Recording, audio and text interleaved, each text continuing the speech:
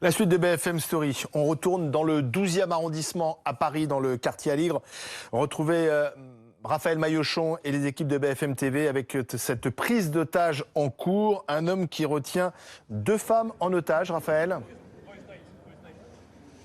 Oui, c'est un homme qui est rentré à l'intérieur d'un magasin à Bazar de la rue d'Aligre, situé à environ 100 mètres derrière moi, aux alentours de 15h30. Il s'est présenté dans ce bazar avec une arme blanche, un couteau, nous précisons de sources policières, avant de retenir en otage au moins 2 personnes. Alors la police s'est très rapidement déployée sur place. D'abord la brigade anticriminalité, puis la BRI de la préfecture de police de Paris. Et vous le voyez, depuis 16h30 environ, il y a un important dispositif de sécurité. Alors sur ces images, vous voyez surtout les secours, les sapeurs-pompiers de Paris, le déminage, donc le laboratoire central de la préfecture de police de Paris. Et l'homme, dans ces conversations, notamment téléphoniques avec les négociateurs de la préfecture de police de Paris, demandait à discuter avec Éric Dupond-Moretti, le ministre de la Justice et garde des Sceaux.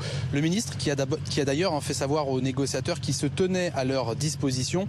L'homme au téléphone, le preneur d'otage, a également précisé vouloir s'entretenir avec Sylvie Novakovic, l'avocate d'Omar Haddad, Omar Haddad, dans ce sujet judiciaire qui est revenu sur le devant des médias il y a quelques semaines, parce que l'enquête a été relancée 27 ans après les faits. Alors ce que l'on sait également de sources policières, c'est que l'homme qui retient en otage ces 2 personnes à l'intérieur de ce bazar est instable, connu pour des troubles psychiatriques, notamment pour des faits d'aliénation. Et à ce stade, la piste terroriste n'est pas envisagée par les enquêteurs, mais en tout cas les négociateurs de la BRI sont toujours sur place. Vous voyez ce quartier de la rue d'Aligre, entre la place de la Bastille et la Nation, à l'est de la capitale, qui est toujours bouclé par les forces de l'ordre.